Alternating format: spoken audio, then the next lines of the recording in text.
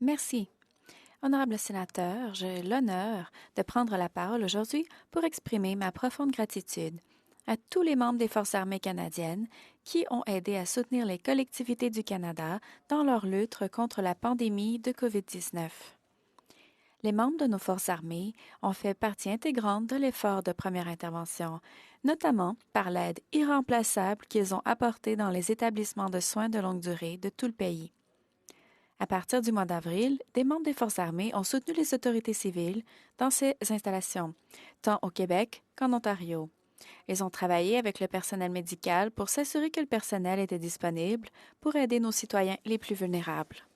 Certaines des personnes qu'ils ont aidées étaient sans aucun doute elles-mêmes des anciens combattants des forces armées. Sans le soutien opérationnel et médical, il ne fait aucun doute que beaucoup de nos établissements de soins de longue durée auraient tout simplement été débordés. Sur les quelques milliers de militaires déployés pour aider dans ces installations, 55 ont eux-mêmes contracté la COVID-19. Nous pouvons être reconnaissants que tous ces soldats se soient rétablis et qu'aucun n'ait dû être hospitalisé. Mais leurs efforts témoignent de leur bravoure et de leur profond engagement à aider leurs compatriotes.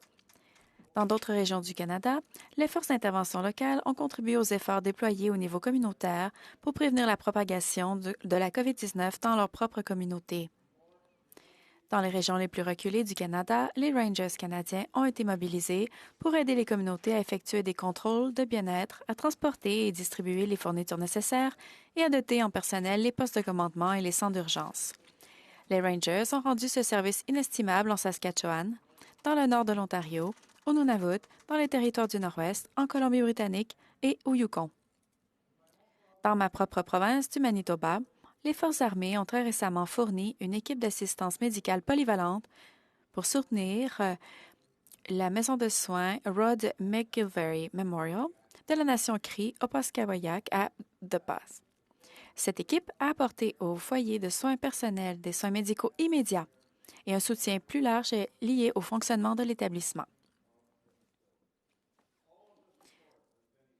Tout ce soutien a été essentiel.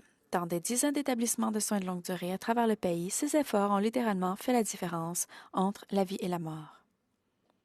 Aujourd'hui, nos forces armées aident l'Agence de santé publique du Canada à finaliser son plan de distribution de vaccins.